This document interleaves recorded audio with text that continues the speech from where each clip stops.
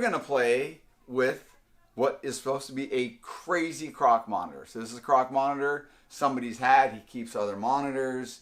He's had it for about 7 months. He paid a lot of money. He's had it since he was a little baby. Problem is, Croc monitors are equipped with serious weaponry. Massive, straight down teeth with serrated edges. They can inflict really catastrophic bites, and that's no joke. I'm not joking about that. They can really mess you up. This one has bit the guy, sliced open his hand. I think he had to get stitches and all that, and he's just like, forget it. Nothing's working. So out of desperation, he contacted one of my ex-employees that I'm still friendly with, and he said, please take this, because my wife hates it, and we're afraid of it. So Dustin brought the animal up here to see what we could do with it. So I've already spent a little bit of time. I did do some video on my phone. I didn't do the first 45 minutes or so because putting the phone in the animal's face is a problem. Let's take a look at this animal. I've had one set of interactions with this animal and then one other little one, and so we're at stage 3 right now. See this little guy right here? Hi, baby. You think, that doesn't look so bad, right?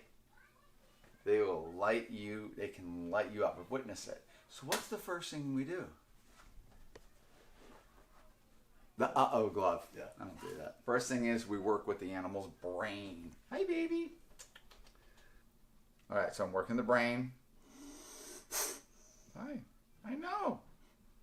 Now I can take it slow. There you go. I need to make contact. I know. He will try to bite. I've already witnessed that. Hi. Hi. What are you doing? Okay, we got the pupil dilation. What does that mean? So that really, so remember guys, we're all talking about modes. Here I'm looking at the camera, not even looking at the thing that can bite my hand.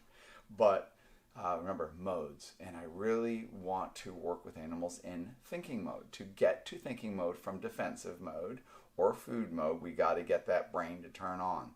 And when that brain turns on, you get that little chance where the animal's actually going to allow you something without something catastrophic happening. And that's where I want to get. So right now I'm looming over this animal. So I can tell you right off the bat, that is not the greatest point, but I had to put the animal on Ben and he got upset and he pooped and all that stuff. So we're going to try to get this guy out of the bin. Hi. Hi. Okay. I don't know what you can get for camera. Hi. There goes the pupil. Hi. So I'm making contact. All right, got a lot of tongue flicking, really good. If you see my video, not Donnie's going to use. Now you notice I didn't react. So it's the camera. See that pupil, guys? Yeah. Kevin, you don't talk about the pupils very often when you make these videos. Pupils are a big deal. So you got an animal, so croc monitors especially. So think of like birds. Birds, when they get excited, they're interacting with you. There's a lot going on, which, the pupils are a really good indicator of intellect. I just had a movement of the tongue where the tongue came down the side of the mouth. That's a really good thing. That means the animal's reassessing everything. It's taken that little bit of intel and it just like downloaded it. So now I get nothing going on. So I'm using the back of my hand, right? If I put my fingers out there, a finger is an easier place to nail. I don't use gloves or anything like that. Generally, it would be very, very rare. I was doing it with one of my water monitors. I think Donnie will put in this other video. Yeah, just goes up today. Yeah, just to show how he samples everything with his mouth. And if it's my fingers, he'll sample my fingers. So I want to get under this guy. So he stopped flicking his tongue, so he's gone into this very defensive mode. Hi. Hi. Now, I do like to say, like, when I'm interacting with this animal, I like to go, "What are you doing?" So he knows my voice. He, she. And right now, this is good. That's great. We're just taking it slow. So we're letting that brain catch up, and I'm sneaking in a little bit of petting. And sometimes what the touching does, to me, I would like to think that it soothes it. But one thing, what it does is the animal will go into a defensive mode where all of a sudden it stops flicking its tongue and kind of like, it's like, okay, what are you going to do next? And I want to get it out of that. I want to actually touch it and get it so all of a sudden it's like, oh, it clicks out of the defensive mode and I want to get back into thinking mode. So I have my other hand here. There we go. The pupil pinned. See a lot of doink, doink, doink, like a lot of really twitchiness. That is an animal that clearly doesn't trust me. But believe it or not, there's a lot of trust going on here right now for this animal to actually allow me to do this. So this animal, typically, the guy ended up using a glove, and the animal will bite the glove and try to bite him. And one thing I want to say is he is aware of my threads of trust techniques and stuff like that. Why is there always one fly to ruin my life? And I'm that guy that can't handle a fly. So he said the techniques wouldn't work. To me, that's just kind of like a challenge. So I wanted to just show what we can do. This animal has all that it takes to be a great Croc monitor lizard. And what it is just know-how. And because I believe that I can read some of this animal's direction and what it's thinking, I am putting myself in harm's way. I would strongly recommend you do not do this if you don't know what you're doing. Please watch my videos. Get those under your belt or your dress or whatever it is, and you know it and own it. If I enter this animal's environment and I force myself on this, which is exactly what I'm doing, I'm forcing my will onto this animal, and now we're checking, will the animal tolerate me? So I'm reading its behavior, but this is a passive handling. If I were to grab this animal behind the head, that's a thread of distrust. So that thread quickly becomes a rope of distrust. So even though this guy's getting hit in the face with a lot of infrared, he's still allowing me a lot of liberties. I want to note his throat being distended. He's doing everything he can to make himself look big. See that arch on the neck? All of these things are, he's posturing sideways to you to try to intimidate you, because he's actually intimidated by us. So I'm getting really good tolerance right here.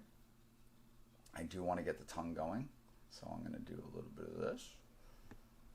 A little bit about ears. I know, you're wonderful. You're going to be a good one. And the biting, remember, the biting is all defensive. These animals do not possess the emotion or whatever we perceive as mean. They are defensive. Even if it comes running at you, that animal's still acting defensive because it feels like it's the only way out is for it to actually act all aggro. And so I'm just working this guy right now. Hi. So you ready to let me take you out of here? I know. So what we're going to do, I really work with the chest. So see right here? Chest is a really good thing. So we're going to work like that. And up here. To keep the stress down now, high. So I go up. And now what I do is I allow some evaluation. So he's going to evaluate, but he really wants to be up high. Let me give you a minute to figure that out. Hi. Hi, Mimi. Hi. Okay. Just these are all little things that are allowing me a little bit. I know. So he's going to get a little bit of anxiety about coming down. He still wants to cling to me. Their claws are unbelievable. Okay. So what I don't want to do is tower. Hand down here. Good. Okay, the brain is really working. Hi, baby. Okay, so the hissing right there is just saying, hey, you're scaring me. Believe it or not, the animal will actually start, as I develop a relationship with that, actually start getting some kind of solace from me touching and security. Here you go. Very, very intimidated by Donny and his camera. But a lot of tongue flicks. So the huffing and puffing, this is all intimidation. So not reacting. I didn't react at all. That is very, very important. Now, if we have people that are really adept dog trainers, socializers, they know all about, the not reacting and all that. And, dog handlers take some serious bites, and they even make it look so simple and so easy. It's because they're comfortable and they're low anxiety and all that negative energy. They're controlling it. They don't have it, whatever. I don't have any anxiety right now. Like, I'm playing with this animal, even though this is definitely a biter. I'm not really worried, and I very rarely ever get bit. Of course, this kind of bite would be terrific. See, I still am not reacting. I'm just looking at this guy. He's just trying to kind of scare me a little bit. But all of this, oh, there you go, right there. That was it. You see that, Donny? Okay.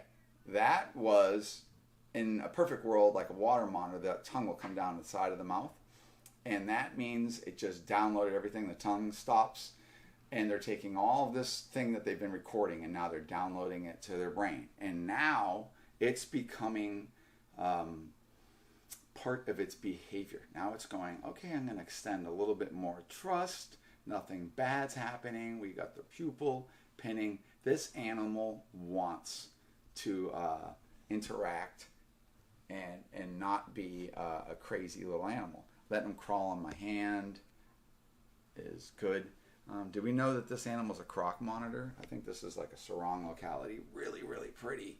So this is literally a tree dragon. I know. See, you're reacting. One sec. I know. Really good. Really good. These techniques can be used for anything. For the most part, I would say. I mean, not anything, but understanding animals and living in modes is really, really important. And if you understand that, you start like, okay, I'm not just going to walk into that animal's environment and just immediately put myself into its space without actually assessing, hey, is this the best time, or is there a better way I can do this? And giving these animals a chance to think. They are intellectual creatures. They are not, I mean, they have, nature has given them a pre-programming to be defensive, to be this and be that. That's absolutely apparent.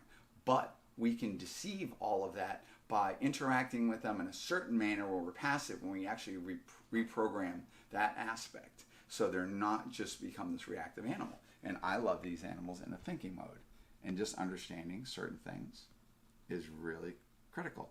Towering over this animal, it can cause, anxiety and stress.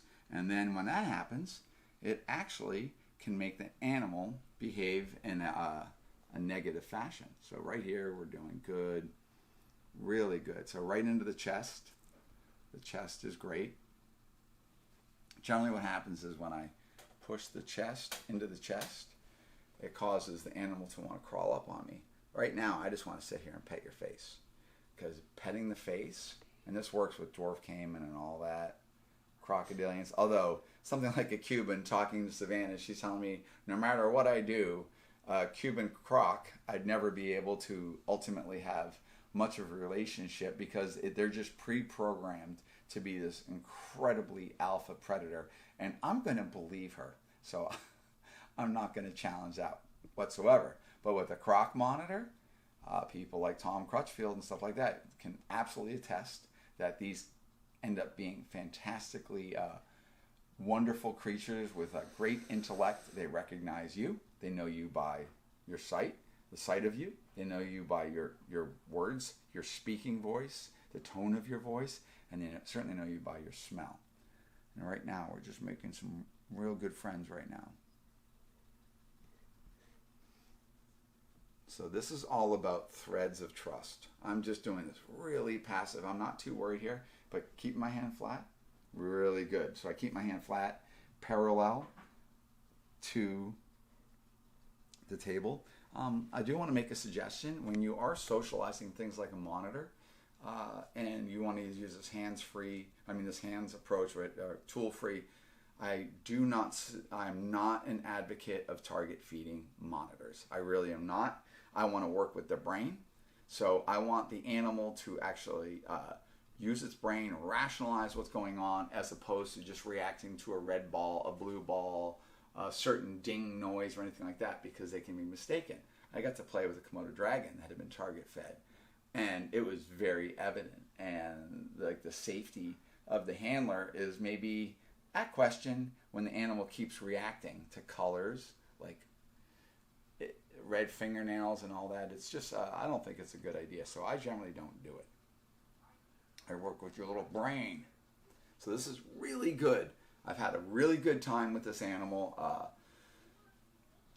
Feeling confident, feeling that this animal is going to be, I mean, I can win this animal over pretty easily. I've made huge gains in just, this is being my third real episode. The first episode I made incredible gains because this animal was like not having it. And once I started touching it in a certain way, I started really winning it over. Hi, baby. I know. So, are you guys interested in more socialization videos? We've been trying to do medical videos, guys, and we're getting shut down. Like anything with a needle where I'm administering lidocaine, which is pain number. Anything with blood, anything, it seems like we're having anything that focuses on the procedure and not the idea of the procedure, body fluids, or I know the whole. So we're trying to show you guys like a simple procedure, and Donny for the past weeks a month, time just flies, has really been trying to get this out there, and we have been shut down terribly. So we're gonna wait. We're gonna wait a little bit longer, then we'll try it again. But we want to let you guys know, I really appreciate your support. My little emerald tree boa video we did, I got lots of wonderful feedback. And remember, it's your positive feedback that causes me to want to do more videos. It's very true. It is true. If I'm feeling like a doggy downer, I don't want to do videos. And you guys have to get stuck with watching dogs left in hot cars. Yeah, for real. All right, guys. That video's going viral right now, by the way. I know. Well, that was ridiculous. Yeah. So if anybody wants to know, for our fellow keepers down in Florida, we have been really all over FWC because, they're really cracking down on the Florida keepers. And we're just showing them that the reptile hobby is aware of what they're doing and maybe that they're not always acting above board.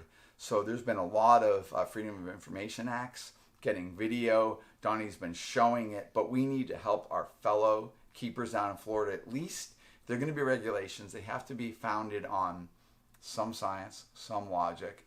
Until then, I'll say goodbye.